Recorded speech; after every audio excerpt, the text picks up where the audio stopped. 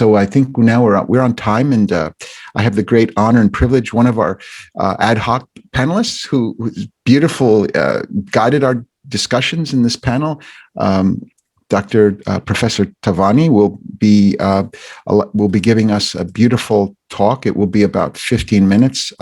Just very quickly, for those of you that don't know, he's a fellow, an author, a board member, CEO, Quality Indeed Consulting Limited, and also affiliated with United Arab Emirates. So I think that's all. I guess the topic is securing the future in uncertain situations. So, Professor Thawani, the floor is yours. Okay, yeah. Thank you very much. Let me start with the sharing the screen. Is it visible to all? Can you see the screen, please? Yeah, okay. We can see, thank you yes. very much. Yeah.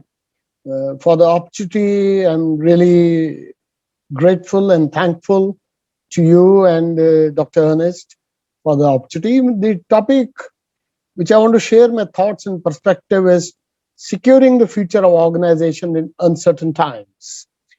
We are living in very uncertain times, and COVID has brought uncertainty to a huge scale, tremendous and over an extended period of time.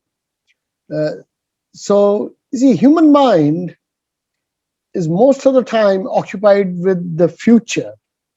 What is in it for me? Whether it is the future of our children or of my investment or my growth, all that. So, a lot of time we are occupied with the future, and which is uncertain. We are living in a very uncharted world. And this is going to remain like this. So, I'd like to share a small experience. Lady Eliza was appointed as the Director General of British ISS MFI. Her main job was to prevent terrorist attacks from happening. During her tenure, there were 15 attempts and 12 were successfully prevented on time and saved a great deal of lives and property. So she says that it's a myth that you will ever have all the information you need. Whatever we do, when we make a decision, the knowledge is incomplete. She narrates her experience that we will have some signals, some kind of, terrorist attacks happening, but we will never know exact nature of it. What, when, where, who, and all that. So we are living in this world, and hopefully we'll continue to living in this, and maybe the uncertainty will keep increasing. Now, given this scenario, organizations are going through tremendous amount of churn, tremendous amount of impact. Now, what should leadership do in today's uncertain world? So, going back to my 30 plus years of experience on change management, governance, performance improvement, and customer centricity, etc., I've thought of preparing some kind of strategies, approaches organizations can consider looking at. These are bucketed into the 4 verticals: focus on customer, understanding external business environment, people and culture, and operational excellence.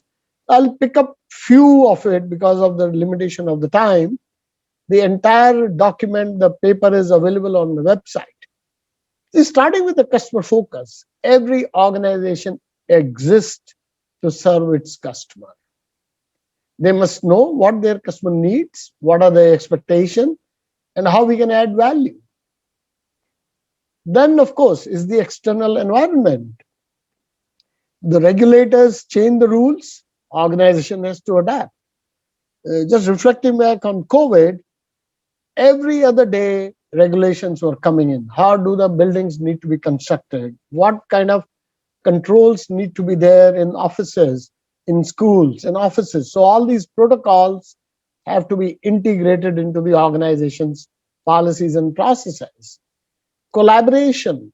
I mean, today human being is very well positioned to collaborate globally thanks to the technology.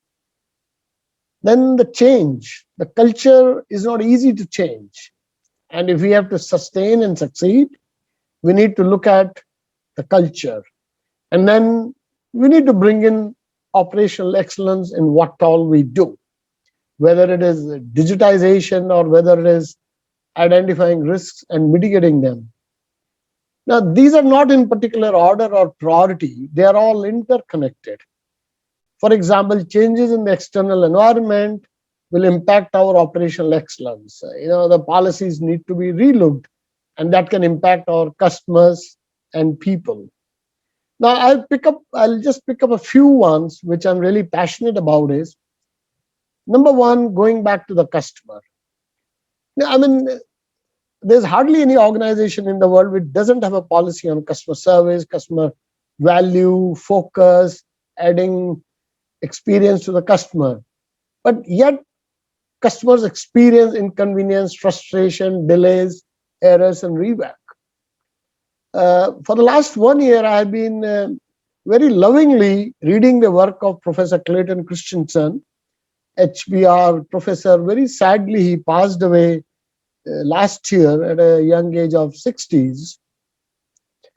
He said, in our lives, a job arises. That job needs to be done with. Organizations need to understand what is that job given the circumstances. Suppose I move into a new town, suppose I move to Johannesburg, and I want to furnish my home quickly. Then I'm thinking, okay, let me go to IKEA. I have a job and I'm short of time. So let me pick up sofas and beds and lamps and lights and kitchen stuff. I can do that quickly in few hours and get it assembled instead of going to 10 different shops. And then from tomorrow, I don't need that job. My job requirement changes. So organization needs to understand what is the job which arises in the lives of the customer and how it can help improve that. So after the COVID, it's a good time for organizations to go back to their customers, understand the changed needs, and redesign their product and service offering, and revisit the customer experience, whether it is digitization delivery or other ways of delivery. Coming to the external environment, connecting the dots. You see, this is the organization in the circle, and these are the external factors which are influencing the business. Supply chains are interrupted, it affects my business. Customer requirement changes, it affects my business. Public opinion influences my policies. And at the heart of the business are the processes and the procedure which deliver value and build consistency of output. In my 25 years of consulting experience across many industries, I have rarely seen organization clearly identifying all the stakeholders and having strategies to continuously engage with them. It's not a simple world. We are living in a very complex world. So we need to step back and see how all this external environment is influencing my business, actually. Now, going forward, organizations need to put systems and practices in place to engage with all this. And now regulatory requirements are only increasing by the day, whether it is healthcare or aviation or manufacturing or retail or education. So organizations need to anticipate upfront, connect the dots, and see what are the challenges and emerging risks. Third very important thing is we have been used to forecasts, and presuming these forecasts will remain stable throughout the year. Today, information is changing very rapidly. We relied on forecasts. We cannot do that easily. I've seen government departments, they have a 5-year forecast. 1 year is over, they add one column, add some 5-10% of the value, and these are the new targets. That time is gone. Imagine the forecast for 2022 is to be built on 2021. You cannot. The reality of 2021 is very, very different. All numbers are up and down. So instead of forecasting, organizations can move towards scenario planning, which emerged out of the war, defense industry, and Thomas Peter Schwartz used this beautifully extensively at Shell. It's a good referral guide, and organizations can visualize the scenarios and may like to develop multiple business scenarios. Then is collaboration. Though it has been there, we have been collaborating on knowledge and technology and supply chains and products and services is not easy. Whenever the work is outsourced, many times the service quality falls apart. Dr. Ernest will know it very well. So my suggestion is to look at this framework, ISO 44001, because outsourcing is going to be there for a long time. Private sector has done it extremely well. To assemble a car, or let's say assemble a Boeing jet, you need few million components, and a lot of them come from different parts of the world. Or Toyota car, when it is assembled in Europe or US, half the car components come from 12, 15 different countries. So it's very, very important we align our objectives for a long-term strategic arrangement. Like Firestone and Ford Motor Company had 100 years of relationship. McDonald's and Coca-Cola have decades of relationship. So this standard helps us build and sustain those relationships for collaboration. Coming to the culture, I'm reminded of a conversation between Akai Morito. That time he was the deputy president of Sony Corporation. His conversation with the chairman. One day, chairman of the board called him and said, Akai, I really don't enjoy working with you.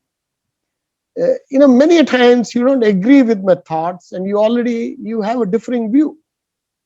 Whereas other leaders and generally listen and act as I say.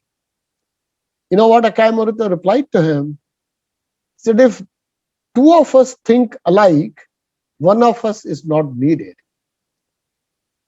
It is only the culture to differ from the boss we help come out with a better decision making and minimize the risk of failure. And this is, I'm talking of 60s and 70s. Today, we need this culture more and more. We are in knowledge-based economy. We are in service economy. Those days are gone where Henry Ford said, when I need a pair of hands, why does a head come attached to it? So for the future, from this beautiful book, Yuval Harari's, I picked up some of the capabilities organizations can build on in securing the future, right from critical thinking to creative thinking to risk management and managing in uncertain times.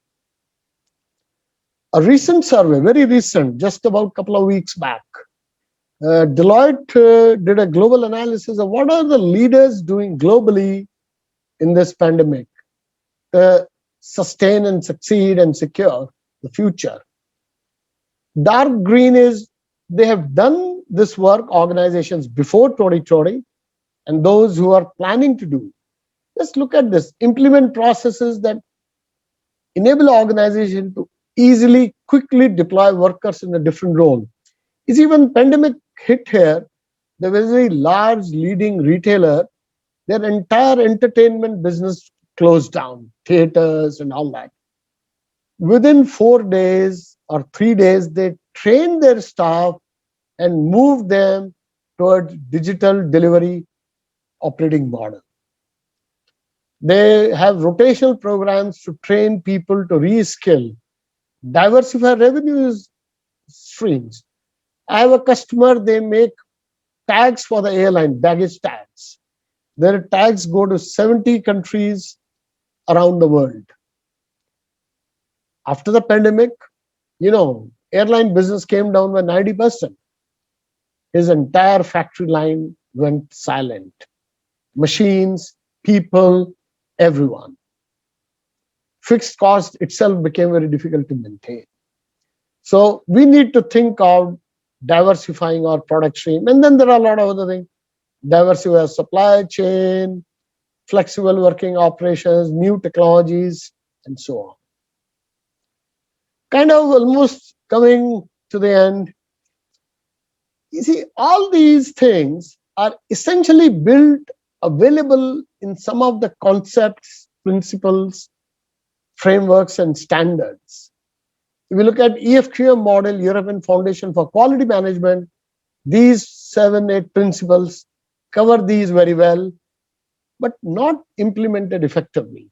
There are various standards, 9,000 for quality, 31 for risk management, 50,000 for innovation, and so on.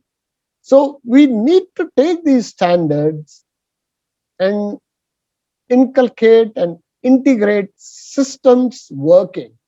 That's what Dr. Deming, who brought Japan and Japan rise to the economic powerhouse, used to say that we need to have systems working to sustain and succeed. And there's a Serve Excellence Framework, Dr. Kano model, and the Plan, Do, Check Act. In short, to conclude, preparedness is the key. I think Ray Dalio says it very well. Crises will come and go. We need to be prepared. Nobody knows when, but that's not a justification not to prepare. Collaborate. Bring in adaptability. One company wanted to put thermal scanners after this COVID.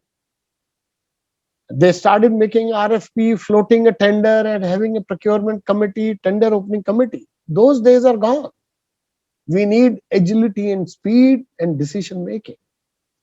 Balancing needs short-term, long-term. Building people capability. People should be okay to deal with ambiguity. People should be encouraged to take decision and okay to fail. Create a culture of continuous learning and organizational learning. Innovate. Technologies are making it happen. So with this, I thank the Integral World Research Institute for the opportunity, especially Dr. Ernest and others. If I can be of any help, and will be happy to answer your questions. Thank you very much. Thank you so much. Thank you. Thank you. Well, beautiful presentation, Professor Thawani. So we have about 5 minutes, perfectly on time, for questions. So are there questions from the audience here, or I have a question from Simona on the English Facebook. Okay. Okay, so the question here from Simona Sunul is, does organizational culture affect customer relationships? If yes, how does it? A beautiful question. Yeah, absolutely. Definitely, it impacts the customer relationship. It's all about culture. You see, I will just put it like this in a very simple terms. Let's say I put 2 seeds of a plant in 2 different environments. One becomes a tree, blossoms, and gives us fruit and shade. Other tree dies. It's all the environment which makes an impact. If the culture is defensive, if we have a silo working, if there is a negativity, it promotes politics, it promotes power, it promotes backstabbing, it will never serve the customer. You remind me, when I first started my quality management learning in 1993, in my first interaction, my job was to create more awareness about customer focus. So I went to the head of materials management department, asked him, sir, who is your customer? I was expecting he will say internal customer. He said, boss is my customer. If we have that culture that I always look to the boss and make him happy rather than look outside the organization, make external customer happy, company cannot do that. So it's all about culture. And you will read any of the books and literature. it's all about culture, and customer service will definitely suffer. Peter Drucker says, culture eats strategy for breakfast. Thank you. Thank you. Thank you. I hope that, Simona, I hope that that satisfies your question. We have now another question from a faithful question maker, Simone Dorlac. He asks us, what place does the brand management have in your concept? Doesn't it enclose the whole culture and vision of the business? Again, what place does the brand management have in your concept? Doesn't it enclose the whole culture and vision of the business? Yes, absolutely, you're right. I mean, I have two thoughts on this. You see, brand is an output. I see it as a cause and effect. We may be spending millions of dollars on hoardings and campaigns to build a brand. My personal view is, if the product is good, its service is good, behavior is good, consistency is there, customer experience is good, brand will get built. Right? It's a cause and effect relationship. So in the strategies and approaches which I have listed, they are by no means all and complete.